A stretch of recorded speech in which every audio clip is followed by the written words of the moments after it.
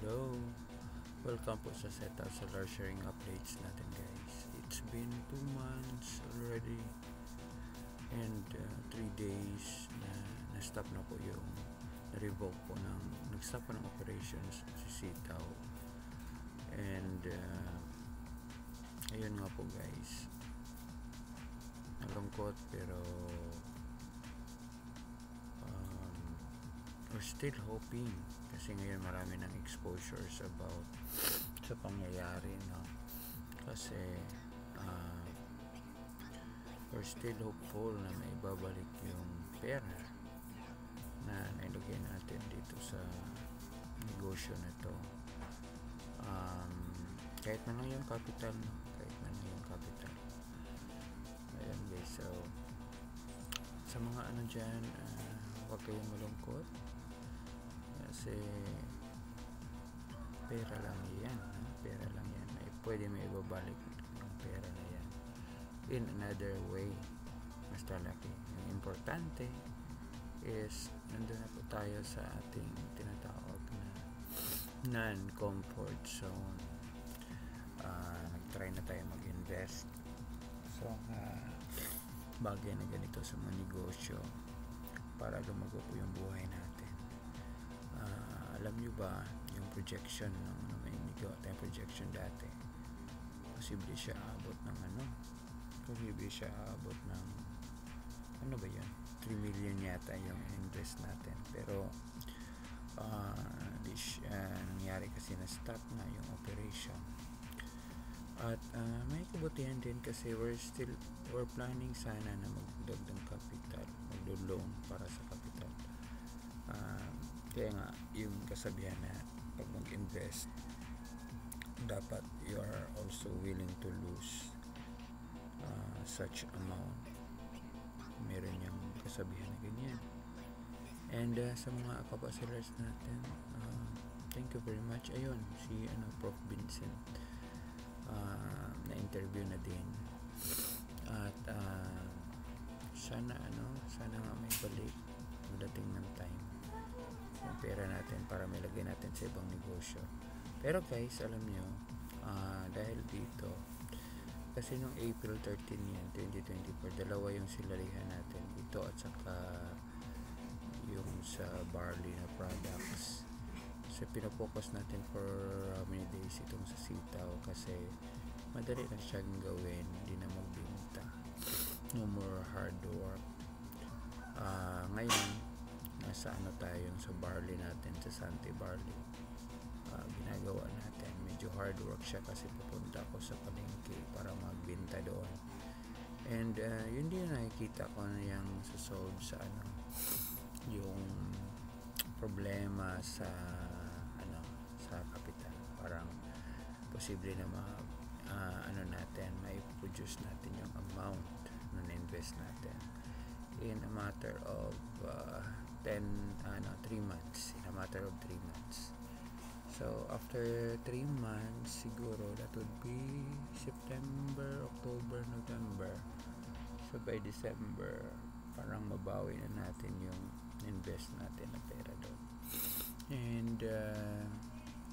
And guys, dapat maging tayo, anong tinatawag dito, yung sip-sip, maging sip-sip para maging successful. Yung first seed dyan is yung you have to be courageous in spite sa mga nangyari sa atin. You have to be courageous na gagawa pa ng mga negosyo, sasali pa sa mga negosyo in spite na kakaroon ng lugi, no? Lalo na yung capital talaga yung nawala, no? Then is you have to be enthusiastic.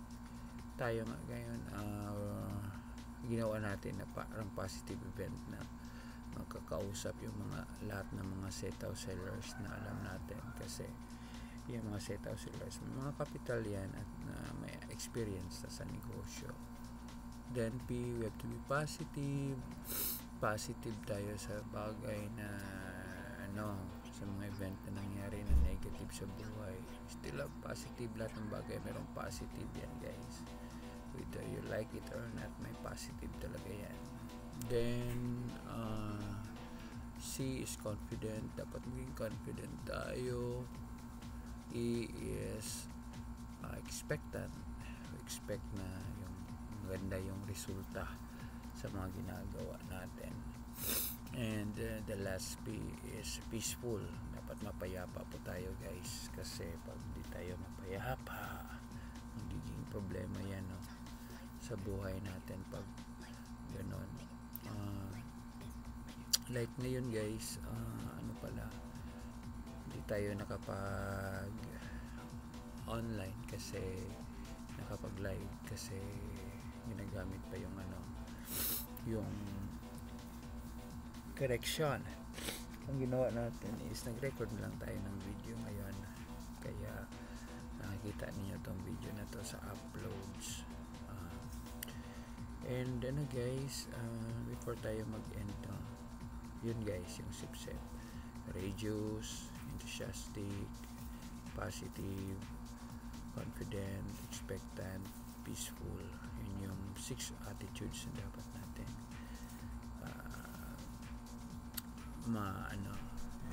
maging part sa buhay natin. Yun, idea niyo yung nakuha natin sa libro ni Norman Vincent Peale, 6 Attitudes for Winners. Ayan guys, so maraming salamat talaga sa inyo guys. Imbitahan ko kayo guys sa mga natin, mga kanta-kantahan dyan. Manood kayo if you're entertained sa mga video natin.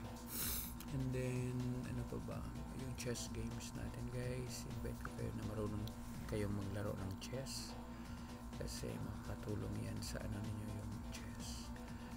And ano pa ba guys, meron tayo yung share parts talks. Hopefully magawa natin ng paraan na everyday makapag-produce tayo ng mga talks. Meron din yung share parts jokes bago yon. So humihingi po ako ng support, no, sa inyo. At saka shoutout pala sa sa mga kaibigan natin dyan sa sa Bibitlog family, Coach Bibitlog, Ate Angel of Labason, Ate Helen in Germany, SPI Ibrahim, Maria Giniro, Ate Wage Beta, Kuya Eddie, Ate Josie, sino pa ba dyan sa STEM, Don Pacondo, ayun, pati na Ate Nego. Thank you sa inyo lahat, sa mga estudyante natin at faculty ng Jose Rizal Memorial State University, especially Siakon Campus. Ayan, maraming shoutout sa inyo lahat. Thank you very much for your support. Bye everyone. Always remember, learning is lifetime. Bye.